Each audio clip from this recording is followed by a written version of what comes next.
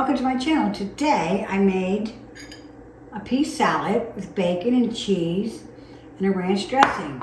I'm not one for peas, but this is delicious. Okay, we're gonna make pea salad. I hate peas, but I love salad. So 2 bags of sweet peas and cheese, more or less, whatever you like. A 1/2 cup of ranch dressing. I used bacon dressing.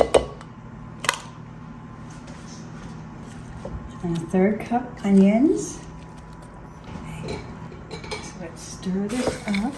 It's going to go in the refrigerator for about an hour, and then we're going to add bacon.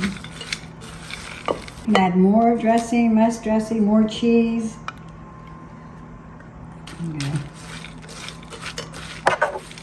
I might add a little bit more cheese, I might add a little bit more dressing and maybe a little bit more cheese. I'm gonna salt and pepper this up, and then it's going in the refrigerator for an hour. Okay, so it's been in the refrigerator for an hour. I am going to add some more ranch bacon. This is what I used. Okay, so now we're gonna add the bacon. I chopped it all up. The longer it's in the refrigerator, the better it is. So I added extra dressing, and I probably would add extra cheese.